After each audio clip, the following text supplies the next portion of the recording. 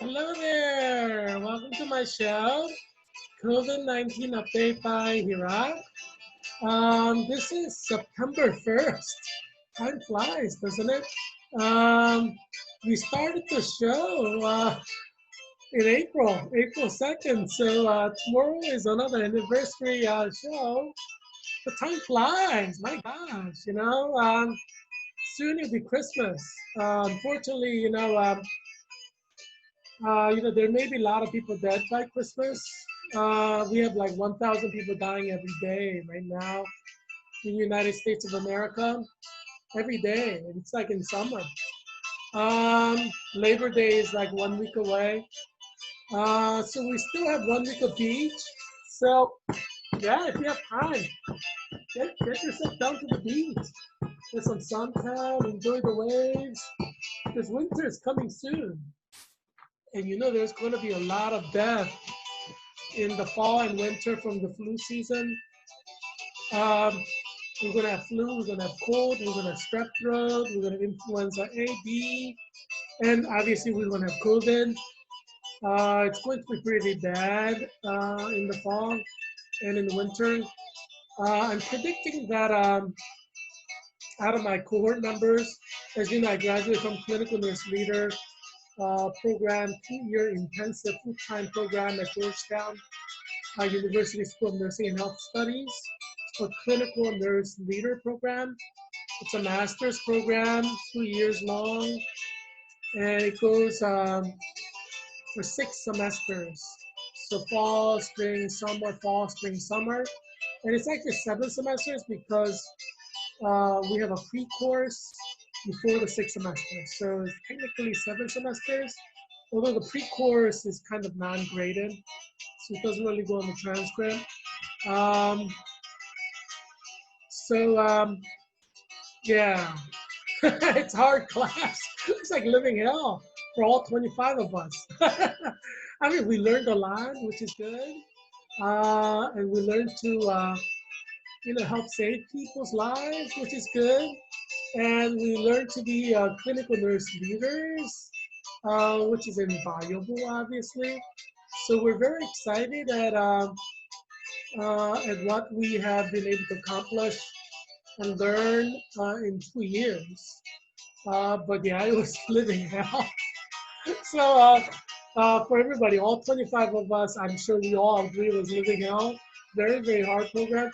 But it's like the best program in America, in my opinion, for clinical nurse leaders. So for me, it was worth it. And I'm sure many of my core members agree. Yeah, so I want to congratulate 25 of us on graduating on August 24, 2020 officially. On our transcript, it's listed as that. So CNL 2020, yay! Georgetown University CNL cohort 2020. We have graduated, yay! So yeah, we're excited, yeah. So yeah, we're ready to save lives, but because COVID-19 kills a lot of people. Right now in summer, 1,000 per day. In winter, it may be like 10,000 per day or more, 20,000 per day. We don't know. This is the first full flu season we're going to have with COVID in America, so we don't know what's going to happen. We can have up to 10, 20, 30,000 people die every day. Um, Unfortunately, that's possible. Um, yeah, at least we have some Greek music to listen to as we discuss this. So you're listening to traditional Greek music in the background. Um, yeah, I mean, I enjoyed my time in Greece. I went to Greece with Frank Ludwig, East German, who's a radio reporter for Swiss radio and German media, and Eric Fries, who's a professor at Community College in New York. So 3 of us went from Israel all the way to Berlin on Fiat Uno that Frank Ludwig owns. And he traded in for Land Rover, we had 2 car accidents, one in Greece and one in Italy. So Eric Fries was holding onto the door from Italy to Berlin. I sat in the back and I just slept. You know, and like I'll let Eric worry about the door because his door was gonna fall off. Little Fiat Uno, you know. Um, yeah, but yeah, summer is heading out and the winter is coming, but you don't have to lose your summer spirit. As you can see, ladies behind me are, summer spirit, although it's winter and it's snowing and there's a lot of snow there. And they're in ski gear. Yeah, so yeah, you can think about swimming with the fishes this week. And, Mindy and Mandy. And you can have the spirit of summer throughout winter as COVID-19 comes and starts, starts killing people, the thousands, tens of thousands, hundreds of thousands, maybe even millions. But yeah, we just still have spirit of summer. Even till the moment you die, as you lay in ICU, drifting into coma and unconsciousness. You think about summer and you're thinking your death, Some of you may survive in the ICU, but, we'll probably run out of ventilators. We will probably run out of ICU beds. So at a certain point, we're going to hit critical mass. It's going to go up and up and up and up. We're going to hit a critical mass, and the death rate is going to just explode. Because once you run out of ventilators, ICU beds, everybody's going to die. Everybody gets COVID, can't get ventilators. So that's coming. This is the first flu season we have in America. For 4 months in China, there was no death in the summer. Here, we had 1,000 people died per month in August. Per day, every day, generally. In August. Yeah, so it's going to be a horrific winter. If you have 1,000 dying in August, middle of summer, you can easily predict you're going to have anywhere from 10,000 to 30,000 dying in winter. Yeah, per day in America. That's possible. We have 50 states. If 100 die per state on average, we have 5,000. 200 die with like 10,000. You could easily have 200 die per state per day. So if 200 die per state, you're going to have 10,000. You have 400 average dying per state, you get a 20,000. You could easily have that per day in America in flu season. So it's going to be sad. But as I said, store up some fun in the summer. Go down to the beach and have fun. You got to enjoy life when you can, because soon you're not going to be able to, because winter is coming and you may die before Christmas. So have fun. Enjoy life. You got to enjoy life when you can. As Germans say, work hard, play hard, and that's the right attitude. Obviously you gotta be careful, when you go to the beach, don't, talk to people like everybody, stay 6 feet away and social distance, but a lot of people are gonna die. It's gonna be sad, but it's a global pandemic that kills people. It's, what are you gonna do, it's a global pandemic, right? So, Harry looks kind of worried, Harry the owl. But what can you do, right? Yeah, so, I don't believe the liberal media that says, not many people are going to die in the winter. Liberal media said nobody's going to die in the summer. We have 1,000 people dying per day. Like CNN will say that people are not going to die in the summer, like in April, but we had like 1,000 die per day. Yeah, I don't believe the liberal media. So we have 1,000 dying in the summer. I'm sure you'll agree with me, we could easily have 10,000 dying in the winter, even 30, 40,000 dying per day in America alone in the winter. It's definitely possible. Most of the 50 million people around the world who died from Spanish influenza of 1918 died in one flu season. Most of the 50 million. And that was when the world was far less crowded than now. Now, if you go to New York, I'm looking at I would say a city that's like a big tombstone. I'm predicting that 1 million people minimum will die in New York State. It's crowded in New York. Have you been to New York? You're packing there like sardines. They're not going to survive.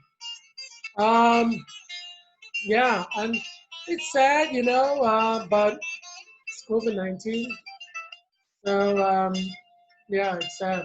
Um, yeah, I'm wearing my shirt from Savoy Elementary School. I started my Georgetown University 2-year intensive full-time master's program in clinical nurse leader at Georgetown University School of Nursing and Health Studies in 2018. So in June, I graduated my 5th grade students along with my other 5th grade teacher. And then I immediately started on my pre-course, advanced pathophysiology pre-course from June to August. And then my cohort started our official program in August 2018. And all of us, 25 of us, graduated on officially in our transcript on August 24, 2020. We started out with 34 people. 9 people dropped out of our cohort. It's a very difficult program, so I can't blame them. Yeah, so, I mean, think about that. Out of 34, like 9 dropped out. That's like 33%, nearly. So, yeah, that's how hard the program is. So it's a big accomplishment. All 25 of us who graduated officially on August 24th. So I want to do a cheer again. CNL, CNL 2020, CNL, CNL 2020, Georgetown University, we did it, yay! It's sad, because out of the 25, I'm predicting that at least 5 will die before Christmas. Before Christmas. That's only like, about less than halfway through flu season. Yeah, I mean, nurses are going to die in large numbers. There's a big difference between COVID-19 from March to May and now. March through May, not many people got COVID. Not many young people got COVID. But now a lot of people are getting it. So there's been a mutation. There are obviously many different strands, and different strands can mutate simultaneously in different locations, which means they're not exactly the same strands, in which case, even if you develop a vaccine, one vaccine may not work for other strains. The problem with America that doesn't exist in other countries is we are a highly mobile country. Like most people are going to go to college away from home and live in the dorms. That's been part of our American experience. It's not like that in other parts of the world. In many places, they go to college near home. Or they don't go to college at all. So the problem with America is we had 1,000 people die per day in August, and college is still opened up, which means people from 50 states went to these colleges, bringing their own specific strains of COVID-19 in their own locality that's evolving independently of other regions. So what ends up happening is all different strains are mixing in different locations now because of the student movement. And that's why I say let's not open campus. Let's go 100% online. That way nobody's moving around. That way we keep the strains localized. It's easier to combat COVID-19 and different strands when the strains are localized than if they're mixing, and then mixture can create new strains as well. That's why I think in flu season we're going to have tremendous number of deaths. So some colleges are closing down their campus now, two weeks into school year, and they're sending the students back home. In which case, students are going back home and now bringing different strains of COVID-19 from college back home to their home state. So now Texas, Florida, California are going to have new strains from other parts of America. Yeah, so you're going to have a big spike in COVID-19 in Florida, California, you know, and Texas from different strains as well. It just means more people are going to die. I'm predicting that at least 3 million Americans will die. So about 60,000 people dying per state. During the flu season, you have 3 million people dying. Yeah, we're going to have at least 60,000 people dying per state in flu season. I think you can easily expect that. I wish that weren't the case, but, you know, I am sure Dr. Fauci will not say that's impossible. Dr. Redfield, Dr. Hahn, Dr. Gupta, Dr. Cotley, none of them will say that that cannot happen because they all know it can happen. They all know 3 million Americans can die. They all know 10 million Americans can die in this flu season. They all know that 25 million Americans could die in flu season as well. That's all scientifically possible. So there is no scientist in America who will say it's impossible that 25 million Americans die this flu season because all of them know it's scientifically possible. It's science. You know, environmental science, biological science, they all prove that it's possible for 25 million Americans to die in the winter, in the flu season. We have death rate that's 25%. So if 100 million 100 million worldwide death exists for COVID, 25 million will be in America at the rate. You should expect that. But as I said, you know, you have 1 week left of beach life. Don't miss out. You know, you're gonna regret it because you're gonna see your friends die all around you. You're gonna have family members die. You have limited time to enjoy your company of your family members, your children, your parents, your cousins, your brothers, sisters. Yeah, because a lot of people are gonna die. You know, yeah, you know, it's yeah, it's going to be tremendously tragic because everybody's going to lose somebody. Some families, whole family will die. Yeah, I mean, I recommend that every major city set up incinerators, you know, like, you know, to burn bodies because funeral homes will not be able to manage all that. And it's probably better to burn bodies to ensure that we reduce the death from dead bodies. Dead bodies can cause other types of diseases, kill more people. Yeah, in pandemic, in plague, best thing to do is burn the bodies. Yeah. Um, yeah, it's gonna be sad. But you know, thankfully we have Ginger Cat Appreciation Day. So you know, we call women cat, right? So metaphorically, Ginger Cat Appreciation Day, Redhead Appreciation Day. Uh, Nachon in Hebrew, it means right in English, right? Nachon. Um, yeah, it's yeah, Redhead Appreciation Day. So we have a treat of beautiful redheads. God created beauty, and God created a lot of beautiful redheaded women. Um, yeah, I mean, you know, there are, I mean, it's world is a beautiful place, and there are a lot of beautiful women, and there are a lot of beautiful redheaded women.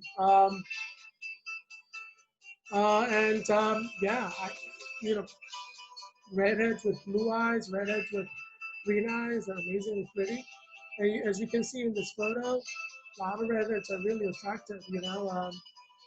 And obviously, you know, if you're a beautiful redhead who looks like that and you're a good Christian, email me. Maybe we could go on a blind date or something. Uh, you know, I'm not married. I've never been married. I don't have children. I'd love to marry someone beautiful like that, redhead, between 18 to 22, preferably 24. Okay, fine. And have a lot of children, you know, and build a family. So that's something that I'd love to see. So if you look like that, please email me and let me know if you're interested. But yeah, but I mean, in all seriousness, email me. No, I mean, yeah, I am being serious, but um, you know, for your sake, I can only marry one beautiful woman who looks like that. You know, God created them male and female, Adam and Eve. So one man marries one woman, right? Um, I can marry only one of you, you know, and hopefully I marry a beautiful woman who looks like that. You know, that God will bless me with such a blessing. You know, 99.9% of guys, the most important thing about a woman is physical beauty, beautiful face, and beautiful body. That's like the most important thing. And obviously, women's peak beauty is like 18 to 21, 22. So that's when you should get married. Because, yeah, after 26, it's all downhill. It's like 100% downhill. It's not going to get better. Um, yeah, and you know, you're like an old spinster at 26. I mean, who want to marry a 26-year-old, you know? It's like really old. I mean, you know, because there's always going to be women who are 18 to 22. Why would you want to marry somebody old like 26? You know what I'm saying? 27, you know, it's, yeah, I mean, with all the baggage. I mean, guys sit around and we talk about women. One of the things that guys hate is like women with baggage. By the time you're 26, you know, most men talk about women having baggage. Did you know that? You probably don't know because guys don't tell you, you know? Because guys are afraid to like tell you the truth because women like get on your case about it, right? Which is a loss for women because you don't know what the men are thinking because women are afraid, men are afraid to tell you the truth, right? So you don't know what men are thinking, which means you're going to lose out on the truth, which means you're going to probably lose out on happiness. That's the bad thing about political correctness. That's the bad thing about like feminazi bullies, you know? They want to bully men to shut up, and then men can't tell you the truth. And so you don't know the truth. So you don't know where you're going. You're like walking in the dark without a flashlight, you know? It's like you're walking in the dark without a flashlight. How are you going to know where you are, you know? You need a flashlight to know where you are, where you're going, right? So, yeah, without a flashlight, you're not going to see anything. It's going to be invisible to you, the pathway. So you need the flashlight to show you the way, right? And what is the flashlight? It's the truth. You know, even if you're offended, you need to know what the truth is. You need to know what guys are thinking. How else are you going to like wait through life and find your happiness if you don't know where you're going, right? And so I'm going to tell you the truth in this show. So every woman over 18 should be watching this show because you know you're not going to get the truth with these feminazi bullies trying to shut up all the men. You're not going to hear the truth from any man. And you're going to have a tragic life because you don't know where you're going. You don't know what men are thinking. Um, yeah, and I'm going to save you from your unhappiness that feminazi bullies have created in America. Feminazi bullies are the enemies of women because women cannot have happiness, right? Right? If women don't know what men are thinking, so even if you're offended, you should want the truth. You know, shutting up people doesn't mean like truth doesn't exist. It just means you don't know the truth. So watch this show because I'm going to tell you the truth. And then you can decide to reject the truth or accept the truth. That's your free choice. But should you know what the truth is? What some men are thinking, or maybe all the men are thinking. And I'm saying it's like 99.9% of the men. Uh, love to marry a woman who looks like that with that kind of body. It's just that's like 99.9% of the men. That's like the most important thing. I'm saying Christianity should be the most important thing, Christian faith. But whether you're a pastor, elder, deacon, doesn't matter how great of a Christian you are. You want a woman who looks like that with that kind of body. That's every single man. Obviously, men are afraid to say that because they don't want to look like they're not holy, but they're thinking it. This is just all men are like this. All men. 99.9% of the men. That's why once you get married to a man, just make sure you keep your husband in a short leash. Don't trust your husband. You can never trust a human being. Why do you think there's so much of divorce in America? Because wives trust their husband. That's why. Yeah. If wives did not trust their husbands, we would have far less divorce. But because wives trust their husband, we have a lot of divorce, a lot of adultery. Because you let the dog loose, if the dog's supposed to go around sniffing, somebody's butt. That's what dogs do. You yeah. I mean, that's you gotta keep your husband in a short leash. Don't trust your husband with another woman. I mean, geez. Yeah. So, see, I tell you all these truths that you need to know. Because even the man who tells you that he's going to be faithful, and maybe at the time that he told you he will be faithful, he was being honest and totally being truthful to you. But if he comes into a woman's presence like that, he will cheat on you without thinking. Yeah, I mean, 90% or more of the men will cheat on you, given the opportunity. My dad told me, Reverend Billy Graham said he never closes his door because he's afraid he's going to cheat on his wife, whom he loves, with a woman, Christian, that he's counseling. So he never closes his door. This is Reverend Billy Graham. Some consider the holiest man in America. So don't close the door to your pastoral office even when you're talking about confidential things, because you may commit adultery in the church, in your pastor's office. Do you understand what I'm saying? Yes, 99.9%. I like to say 100, but I'm just, giving a little exception margin. But 99.9% of the men will cheat on you with a woman like this without thinking. I don't care if he's a pastor. I don't care if he's an elder. I don't care if he's a deacon. Given the opportunity, he will cheat on you. Yeah. I mean, geez, you don't leave your husband alone with a woman. You don't trust your husband with other women. I mean, you gotta be stupid to trust your husband with other women. Oh, I trust you, husband. I know you love me and you love me, carry me through. No, he has a penis. It's a biological thing. A man sees a beautiful body like that, he gets an erection. It's not like, he can control that. He gets excited, right? It's not something you can control, really. So, in getting excited, I mean, your husband's not going to be able to control himself. I wish Reverend Billy Graham's grandson, listened to Reverend Billy Graham, because he's a pastor in a church, Baptist church, but he cheated on his wife with one of his church members. I think during a pastoral counseling session. Don't close that door. Yeah. Yeah, pastors fall into sin all the time. What do you mean, pastors are like God? No, they're sinners. I mean, the reason that Korean church requires pastors to go visit with the wife, my father and my mother, they did pastoral ministry together. My mom did not get paid, and my dad was paid under the poverty line, but Korean churches expect the wife to go with the husband, and that's why you don't have too many scandals, because pastor's always there with the wife, even during pastoral counseling session.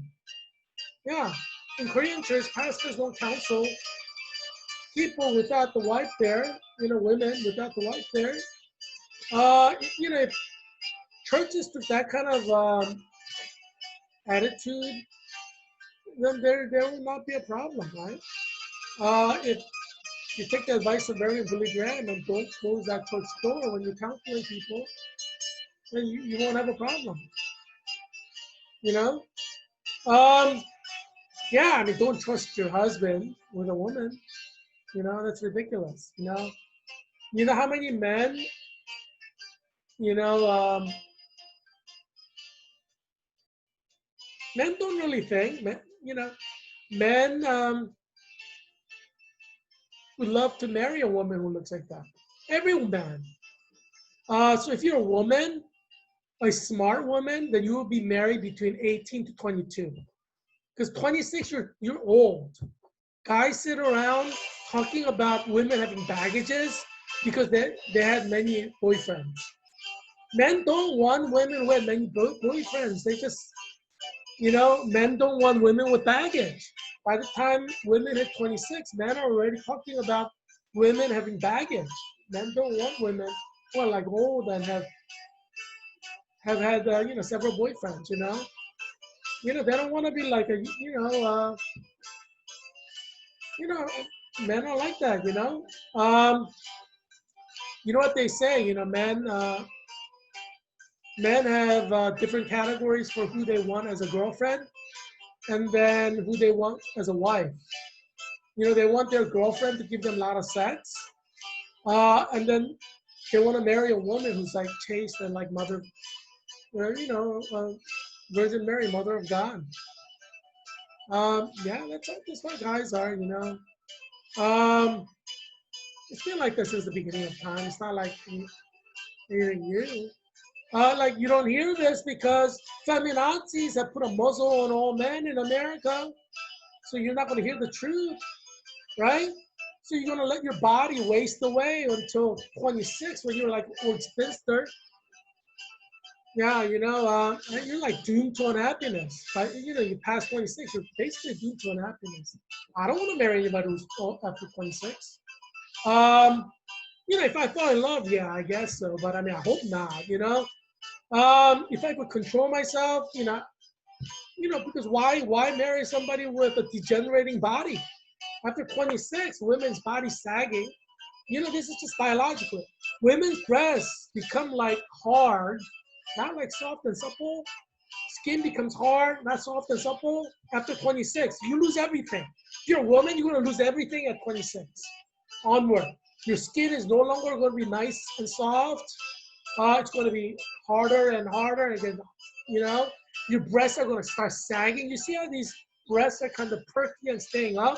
That's not going to happen to your breasts after 26. It's going to start sagging. After 26, your body metabolism is going to slow down. So you might have had a perfect figure from 18 to 22. By the time you hit 26, you're going to be overweight, fat, and ugly. I guarantee you. Yeah, I mean, if you think I'm not telling the truth, just take a photo of yourself in a bikini like every month. Like first day of every month, like September 1st, October 1st. Just keep that photo for yourself, like print it out or store it in your computer. Compare your body. Take the same exact photo and compare your body. Like make sure you take it very close like that. Compare your body from month to month. Trace it over years. Starting from 18 to 22, you'll start seeing a difference. By the time you hit 26, it's too late. You know how you used to eat pizza, you didn't really gain weight? That's not 26. When you're 26, you eat that pizza, yeah, it's going to go to your waist or your thighs. Your butt and your thighs become bigger. It's proportionate. I'm not kidding. Take a photo of yourself in front and back, like with a mirror. Your butt starts becoming overgrown at 26 because your fat starts sticking to your butt and your thighs. Yeah. I mean, geez, so physically you're not going to be that beautiful, right? After 26. It doesn't matter how, even the beautiful women there, they're going to start going down, Some have higher standards to start with, but everybody goes down from wherever the baseline is. They're going to go down. So physically, your beauty is going to decrease. right? And you're gonna have all this pain from your relationships, from different life issues. So you're gonna have these psychological issues. You're gonna be more easily offended. Uh, so had you married at 18 to 22, you and your husband would have discovered things together, grown together. But by the time you're 26, you've experienced your pain. Your husband wasn't a part of that. And now you're gonna have more fights. Why do you think there's so much divorce in America? Because women marry too late. So they have all this baggage, and so they look through the lens of their personal pain, right? Other men that they've dated. So they can't see clearly. So even if the guy is a good guy, they're not gonna see the guy for what he is. You're gonna look through the lens of the painful relationships, idiotic guys that you dated, which is your fault, because you dated them. And then that's going to be brought into the relationship, so your chance of success in relationship goes drastically down. That's why there's a lot of divorce. It's your fault for marrying late. You marry past after 26, your chance of getting divorced is very high because you have all these pain and baggage from your previous relationships. You have pain and baggage from your workplace. You have all these psychological issues that you are dealing with, right? Guys are so simple, right? They don't think too deep. They say what they think. But, with all your pain, you're going to psychoanalyze it, and it's going to be like horrific. That's why you should marry when you're 18. 18 is the best time to get married. 18, 19, 20, 22. Past 22 is too late. I mean, at the latest, you should get married like when you graduate from college. That's when you should get married. Because after that, you have like all this baggage. You're looking at the guy through all your baggages, all your painful experiences. So you're dooming yourself to unhappiness in relationship. So you're the blame. You only have yourself to blame if you get a divorce, because you probably did something wrong, right? Either you gave your husband too much room to roam around, so he cheated on you. It's your fault. I told you to have tight leash around him. Don't let him spend time with other women alone. But you didn't listen, right? Um, and you have all these painful experiences, so you start accusing your husband of X, Y, and Z, and he really didn't do anything wrong because you have all these painful baggage. So you get into more fights than you should because you get married after 26 with all of your psychological baggages. You see what I'm saying? It's your fault that you got divorced, your marriage failed because you married after 26. You only have yourself to blame. Yeah, majority of the marriages that succeed are marriages that happen like in first love, like high school sweethearts, college sweethearts, first love. Because, it's like you dated one guy and he's it. All the problems you had, all the fights you had, it was just with him. You know, so, you can solve problems much more easily. If you have 2, 3 boyfriends, serious boyfriends, then, you're like doomed to failed relationship. Why do you think marriages succeed far more in India, China, Korea, Japan, and these countries? Because they marry their first love. That makes a big difference. First serious relationship is the one you marry. That makes all the difference in the world in terms of your marriage being successful. Because you're not a robot, you feel. And if you have painful relationship issues, they're going to hurt you throughout your life. Generally, your first love, you may have fights and stuff like that, but you're growing together and you experience things together. You don't have like other baggages. Yeah, every relationship gives you a baggage. You're psychologically broken. Yeah. So if you had like 2, 3 boyfriends, serious boyfriends before you married, your marriage chance of failing is like 70%. I would argue. Because you have all these packages from the broken relationships, right? If you have 3 relationships that ended, serious relationships that ended, you probably have serious breakup fights. It's psychologically damaging to you. Yeah, you should marry your first love. That's the way you're gonna have a happy marriage. That's the way you're gonna not have psychological issues. Because when you get involved in a deep relationship, you're making yourself vulnerable, right? In ways that you're not in other superficial relationships. So of course you're going to have psychological damage, right? Logically speaking, it's natural, right? If you have like 3 boyfriends, you have psychological damage from the breakups of, breakup. Sometimes it could last like months. It's not healthy. Um, yeah, most men who marry divorced women, that marriage ends in failure. You know, I mean, in the Christian church, you're not advised to marry a divorced woman. Women are not supposed to get divorced. As you know, in the Catholic Church, divorce is forbidden, but divorce is forbidden in Southern Baptist Convention as well. Same with Presbyterian Church in America. Divorce is forbidden. Because Jesus Christ himself said don't get divorced. Yeah. Yeah, I mean, if you're a Christian man, do not marry a divorced woman. Because Bible says not to. And if you're a woman, don't get divorced because Christian men are not supposed to marry you. Yeah, I mean, you're like dooming yourself to unhappiness. Yeah, you have to follow the Bible. The Vatican knows what it's saying when it says don't get divorced. It's been a tradition of the Christian church for 2,000 years. Southern Baptist Convention has said don't get divorced since the founding of the denomination until now. No divorced person can hold a leadership position. Like if Jerry Falwell Jr. got divorced, he's over. He has no future in evangelical circle as a leader. Because divorced people cannot be leaders. You can commit adultery and repent, and you still can be a leader. But if you get divorced, that's the end. Because Jesus Christ himself said don't get divorced. You see what I'm saying? Everybody sins. You can ask God for forgiveness. God will forgive you. You can be restored. But once you get divorced, that's the end.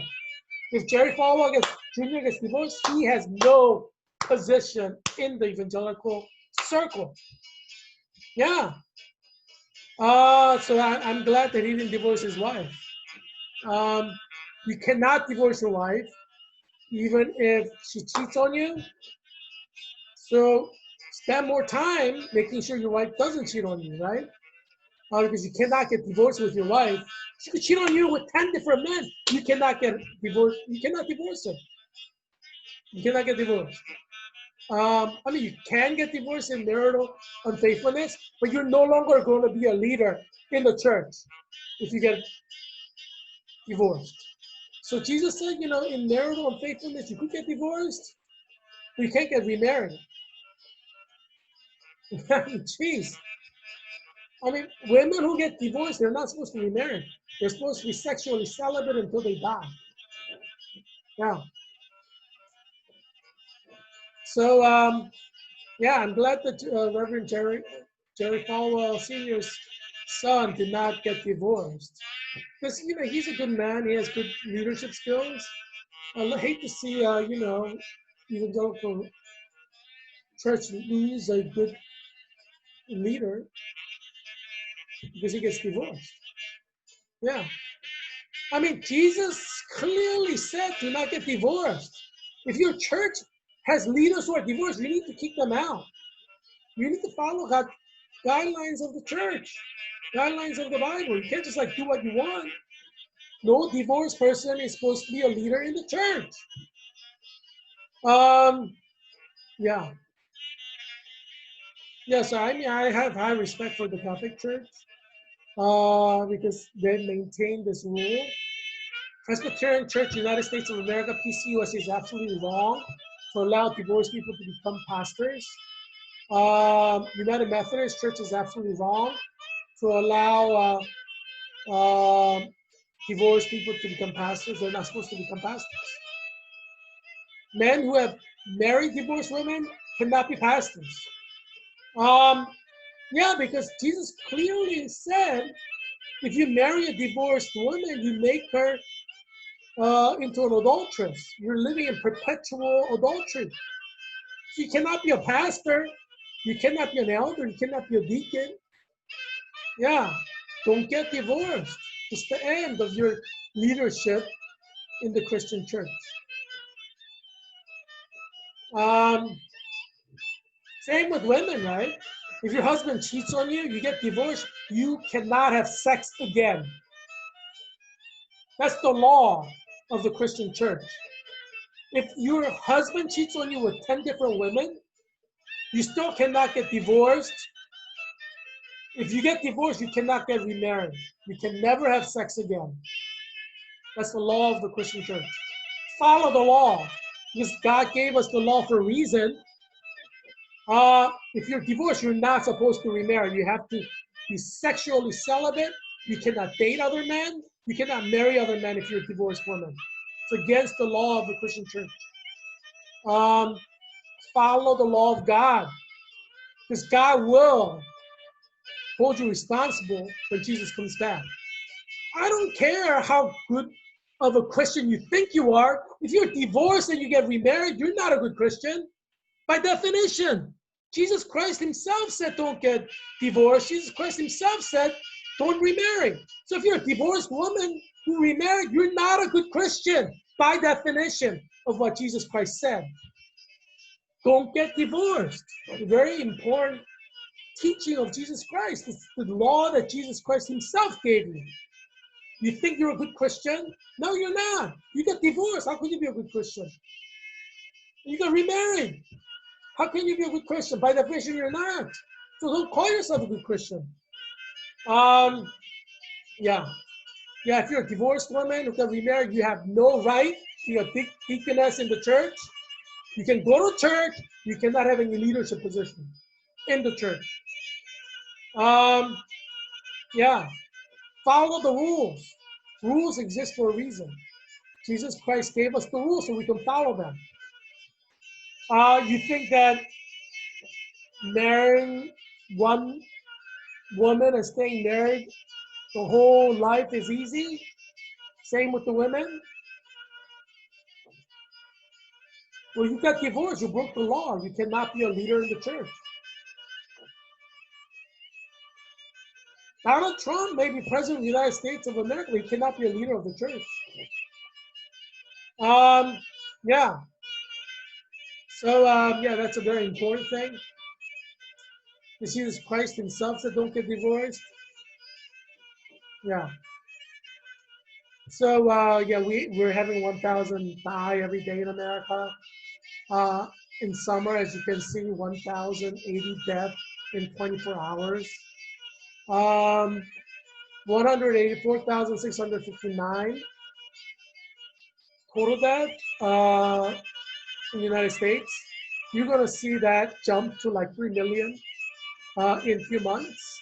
A lot of people are going to die. If you're divorced and you're remarried, don't be surprised if you die from COVID, because you're living in violation of God's law. If you have not repented for divorce, you better start repenting now. Before the flu season comes, because God may send angels of death to execute you through COVID-19 for getting divorced. It's against the law. What do you think? Laws have no consequences? Is that what you think? When Jesus said, don't get divorced, like there's no consequences when you get divorced? Is that what you think? What, you think Jesus is joking around when he says, don't get divorced? Jesus is very serious. All the rules in the New Testament are very serious. There are consequences to your action. You may sin and God may forgive you. God may still take your life through COVID as a punishment. Forgiving your sin doesn't mean he's not going to punish you. Don't forget that. Let's say you committed adultery and you get HIV. Just because God forgives you with your adultery doesn't mean your HIV is going to go away. You see what I'm saying? You could develop into AIDS and you can die from it. Wages of sin is death. Just because God forgives you doesn't mean you're not going to suffer. Just because God forgives you does not mean he's not going to punish you. He will punish you for every sin that you commit. Even if he forgives you and make your sin white as snow, you're still going to suffer for your sin. Wages of sin is death. You think God is not fair? If there's a Christian woman who never had premarital sex and gets married and never cheats on her husband, you think God's going to treat her same with you, who had like 10 different boyfriends you had sex with, and then you became a Christian, asked God for forgiveness, and now you're faithful to your husband? You think God's going to treat you the same with a woman who was a virgin before marriage? Of course not. No way, Jose. God is a fair God. God is a just God. God's going to treat you differently. God is a just God. Don't forget that. Every action has consequence. You think Christian life is easy? You think it's easy for Christian women who stay virgin to be staying virgins? Just because God forgives you your sin, do not think He's not going to punish you. He will punish you. So if you're a woman who's divorced, you better ask God for forgiveness, because that is a serious sin against God. And for your divorce that you did not ask God for forgiveness, you may die of COVID. Jesus is very serious when He says, don't get divorced. Why do you think the Catholic Church has been enforcing that rule of Jesus Christ for 2,000 years? 2,000 years. Why do you think the Catholic Church does that? So for the heck of it? No, because there are consequences to violation of God's law. Yeah. If you're a man, remember, you're only going to marry one woman. So choose a woman who looks like that, with that kind of body. If, if you're brave enough, and then marry her and stay married to her. Don't cheat on her, because remember, for every violation of God's law, you're going to suffer. Why do you think we have over 1 million cancer diagnoses per year? Because every sin you commit, you're going to suffer for it. Even if God forgives you of your sins, you will suffer for every sin. Every sin has consequence. So you get cancer, well, maybe you had several premarital sexual encounters. You deserve that cancer in the sight of God. He forgives you for your premarital sex, but He's still going to take your life earlier with cancer. That's God's right. So you better be repentant if you're divorced, because God takes divorce very seriously, and we're heading into COVID-19 death. As I said, I'm predicting at least 3 million Americans will die. If you're divorced and you did not repent, if you die, that's expected. God punishes through disease. That's clear in the Bible. It's a biblical theological thing. Yeah. Why do you think when you get sexually promiscuous, you have like chlamydia, you have HPV, you have cervical cancer? Why do you think these things happen? Because violation of God's law has consequences. If you stay a virgin, do you think you're going to get cervical cancer? Yeah, I mean, everything has consequences. Just because God forgives you does not mean He's not going to take your life from COVID, with COVID. You just have to pray that He won't, but He may. He may give you a lesser punishment. He may reduce your death sentence to something smaller, but He's definitely going to punish you for every sin. That's 100% guaranteed. Yeah. So don't sin. If you don't sin, then you don't have to worry about it, right? Obviously, everybody's going to sin a little bit, but obviously people who sin more will suffer more. That's just the way God is. God is a fair God. God is a just God. Yeah. So Brazilians must have committed a lot of sins. Look at the death rate. For every premarital sex, God can take your life. So if you're dying from COVID-19 and you had a premarital sex, you deserve that. I'm talking about from a Christian law perspective, law and order, according to Christianity. One act of premarital sex, like you had sex before marriage, yeah, God could take your life. He has that right, so you better repent. Brazil has 3,950,931 cases. Death rate is at 3%. 122,596 death total. Peru is 652,037 cases. and its death rate is at 28,944, 4% death rate. Look at all these deaths. Like one South American country is kind of like one state. You know, New York is kind of like Brazil. I'm expecting New York to have 1 million deaths in the flu season.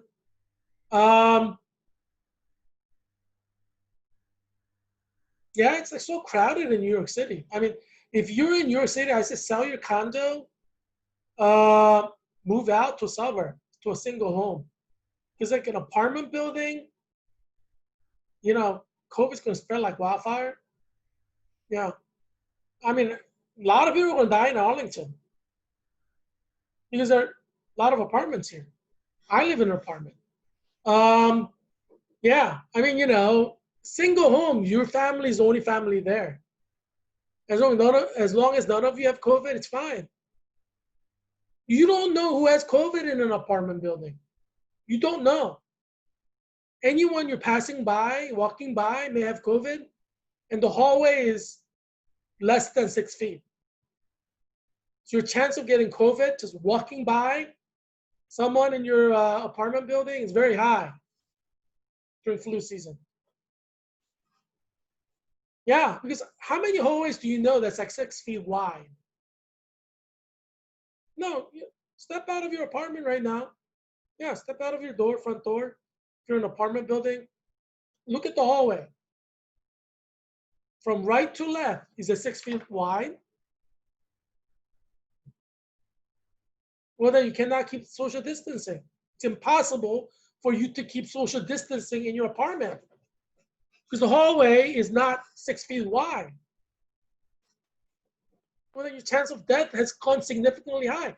If you live in an apartment building that doesn't have a hallway that's 6 feet wide, your chance of dying from COVID is very, very high during flu season. Because you need minimum 6 feet.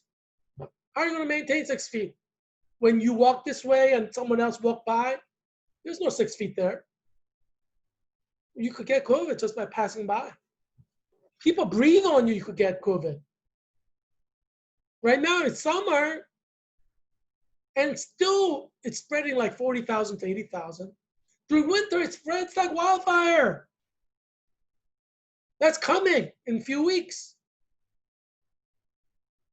Yeah, a lot of people are going to die. Especially those of you who are living in apartment buildings. Yeah, you have 6 months of flu season, 6 months from beginning to end. You have 6 months when you could die. You could survive 4 months, you may die in the 5th month. If you live in an apartment building, that's, you know, I don't have the money to buy a single home or live in a single home or rent a single home, right? So I'm in an apartment building, but if you have the money to buy a single home, that's the first thing you should do now before the flu season. You're an idiot if you're going to stay in your penthouse in New York, just asking for death. Yeah.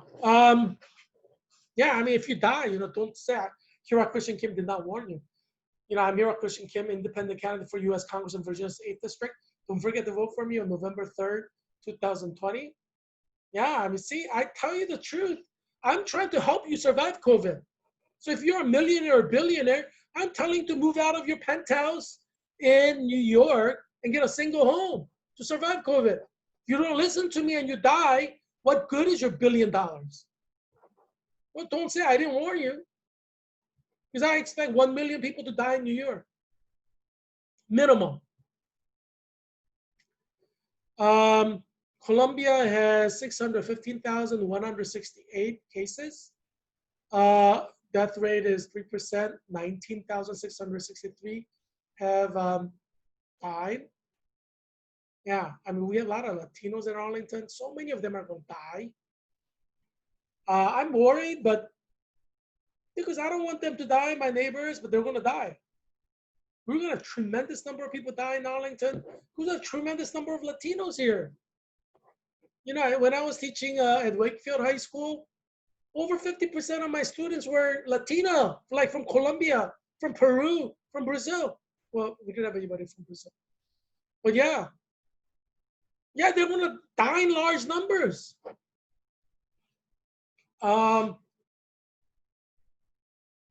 Mexico, 606,036 cases, 11% death rate, 65,241 deaths. Jeez, look at this. If you're a Latino, you should worry. I mean, you need to worry, because if you don't worry, you're not going to be careful. If you're not going to be careful, you're going to die. This COVID-19 is dangerous. You get it, and you have asthma or you're overweight, your chance of dying is very high. If you're overweight and you're Latino, you should expect to get COVID. And if you get COVID, you're gonna die. You should expect that. You should make out your will. If you survive, great. But there's a high chance you're not gonna survive.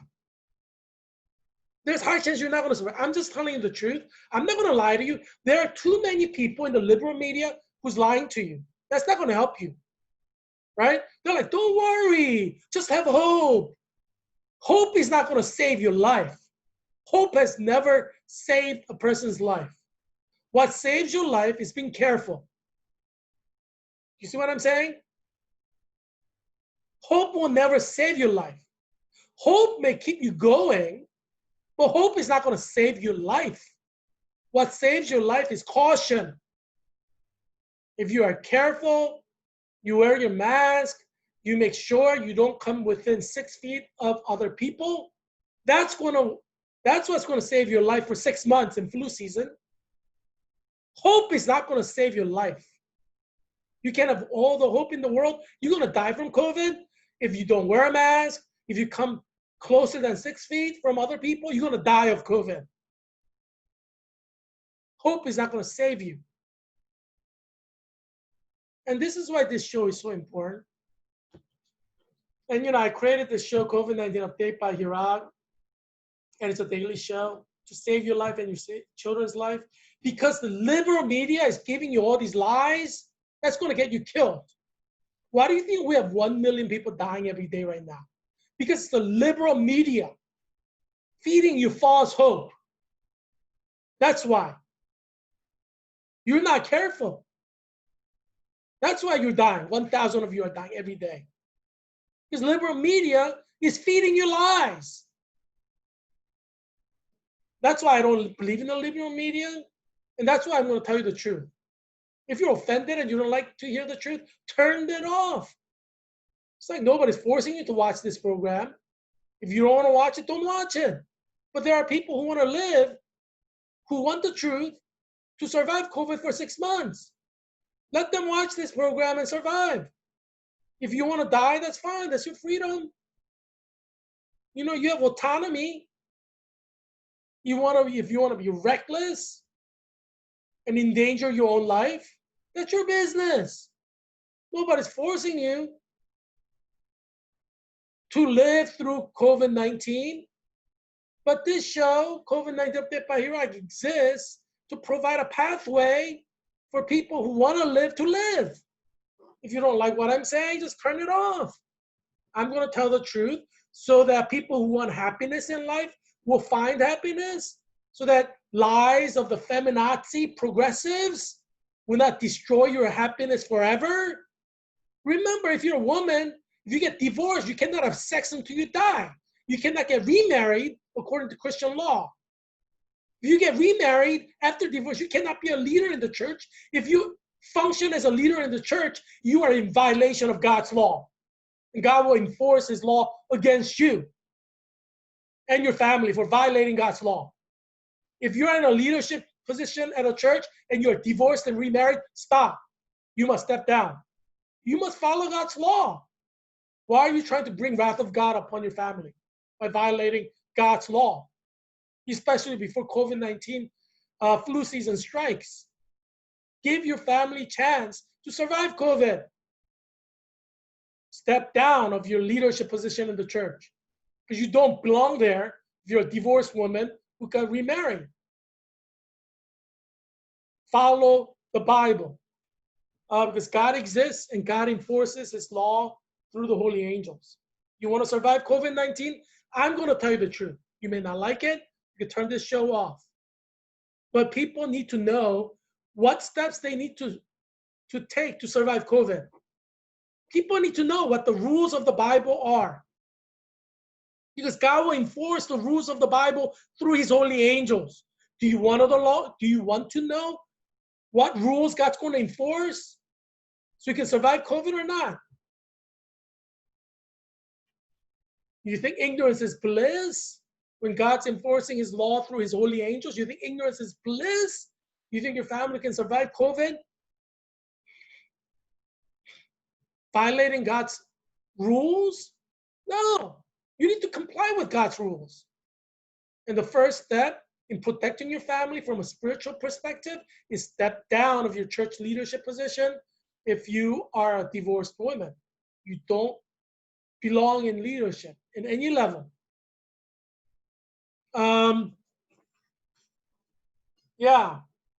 Jesus Christ himself said don't get divorced.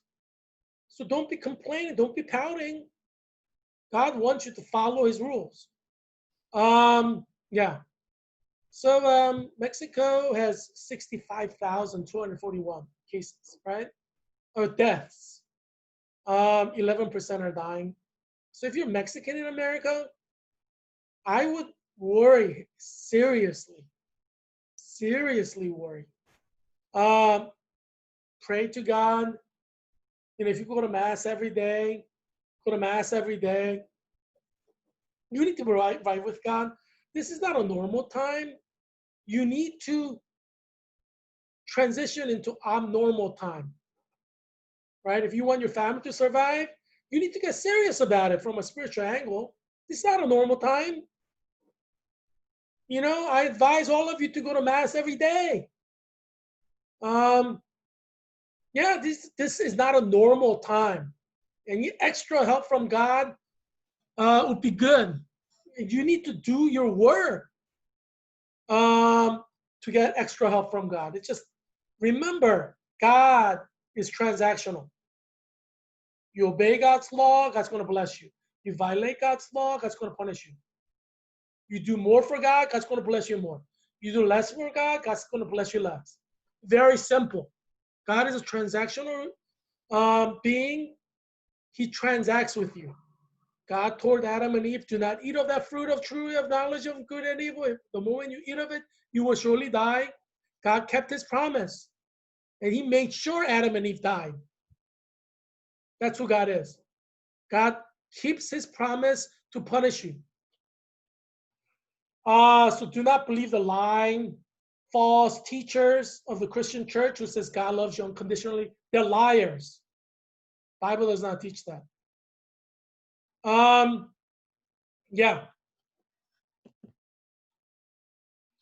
Follow God's rules. But to cheer you up, it is kind of serious, but I want to save your life. That's why I'm being serious right now, because over 3 million Americans are expected to die in the flu season. And as I said, Dr. Fauci, he's not going to deny that this is possible. Dr. Redfield will never say that's impossible. Dr. Hahn is not going to say, we're not going to have million deaths. They can't guarantee that, because we can have 50 million die. That's possible too. But I want to save your life. So I'm serious when I need to be, because you need to hear things that you need to hear to survive COVID-19. Do you rather not hear the truth and die from COVID, or do you want to hear the truth and then you decide what you do? If you want to reject it, fine, reject it. You're not a slave. You can reject whatever you want. But if you want to follow God's rule, then you follow it. Nobody's forcing you. You do what you want. I love traveling. So I've been to Ireland several times. I flew Aer Lingus. They're a good airline. And one time that I was in Ireland, I've been in Ireland many times. they had this sand sculpture, like sand sculptures. Like when you go to the beach, you have the sculptures, right? They had like the sand sculpture contest, and they had a like display, and it was amazing. I was like, whoa! So I took photos of that. It was a while ago, but I thought I'll share it with you. Some of the highlights. Aren't they amazing? The two trees hugging. Something you can't really do in social distancing time period. Unless it's your husband and wife, your children, as long as you're staying at home and not going outside to work. Um, yeah, because if you work outside and you come in, it may not be safe for you to hug your children, unfortunately. If you work outside every day, so you may have to kind of social distance, kind of do the Asian thing. So Asian parents don't hug their children traditionally. I mean, in modern times things have changed. Traditionally, no. Generally, you bow. Children and parents bow to each other. That's a traditional Asian society. So that's what you have to do. If you're working outside. I mean, if you're working at home, like your 8 to 5 is at home because your company lets you work at home, then yeah, hug your children. You're all at home. But if you're moving around outside a lot, yeah, you shouldn't. Um, yeah, you gotta take precautions. This is not a normal time.